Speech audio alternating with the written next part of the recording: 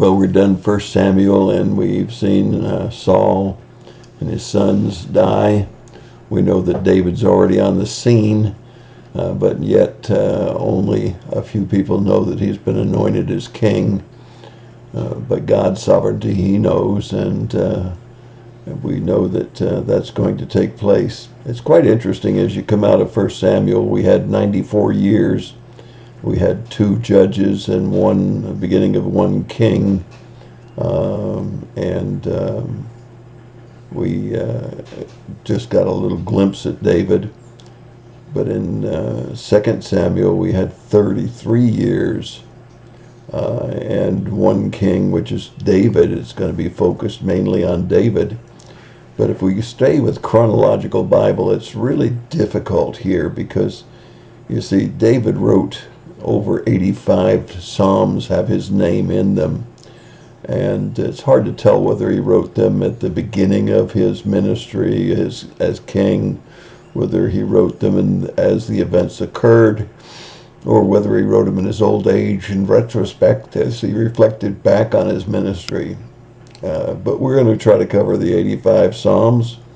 We're going to try to cover David's life as we go through 2 Samuel, and represents David's time as a king.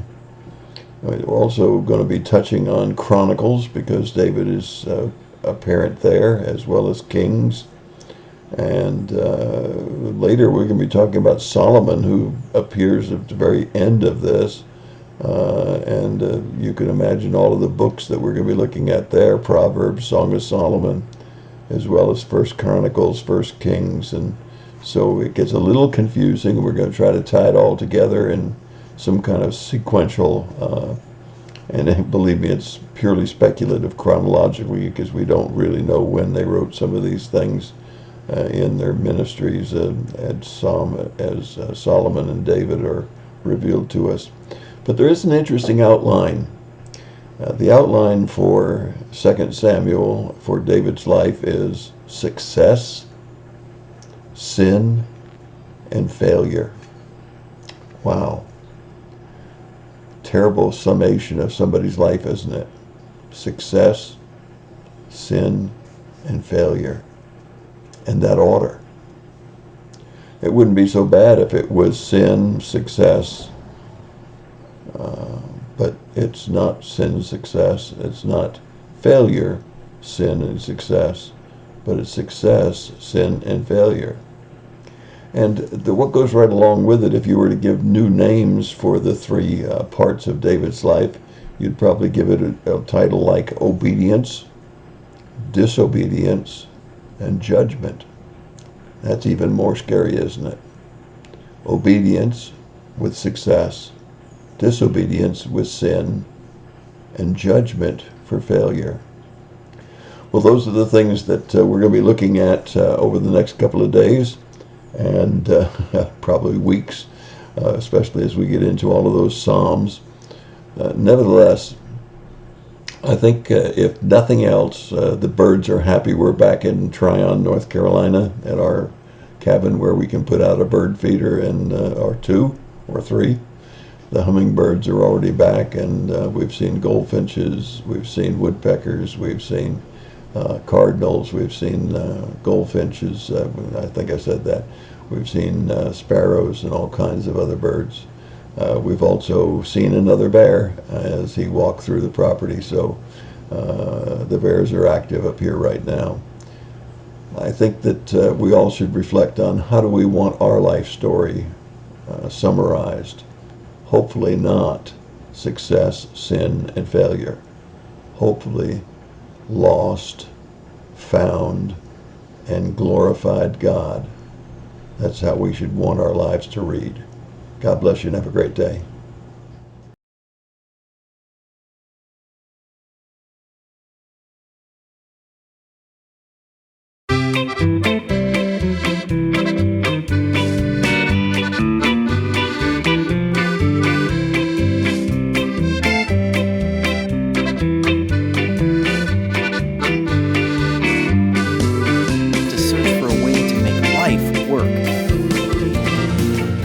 contrast contrast to this brokenness, we also see beauty, purpose, and evidence of design around us.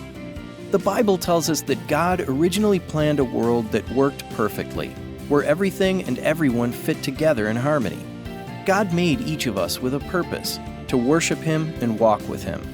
Life doesn't work when we ignore God and His original design for our lives. We selfishly insist on doing things our own way. The Bible calls this sin. We all sin and distort the original design. The consequence of our sin is separation from God, in this life and for all of eternity. Sin leads to a place of brokenness. We see this all around us and in our own lives as well. When we realize life is not working, we begin to look for a way out. We tend to go in many directions, trying different things to figure it out on our own. Brokenness leads to a place of realizing a need for something greater. At this point, we need a remedy, some good news. Because of His love, God did not leave us in our brokenness. Jesus, God in human flesh, came to us and lived perfectly according to God's design. Jesus came to rescue us, to do for us what we could not do for ourselves. He took our sin and shame to the cross, paying the penalty of our sin by His death. Jesus was then raised from the dead to provide the only way for us to be rescued and restored to a relationship with God. This is the good news. This is the gospel. Simply hearing this good news is not enough. We must admit our sinful brokenness and stop trusting in ourselves. We don't have the power to escape this brokenness on our own. We need to be rescued. We must ask God to forgive us, turning from sin to trust only in Jesus. This is what it means to repent and believe. Believing, we receive new life through Jesus, and God turns our lives in a new direction. When God restores our relationship to Him, we begin to discover meaning and purpose in a broken world. Now we can pursue God's design in all areas of our lives. Even when we fail, we understand God's pathway to be restored, this same good news of Jesus.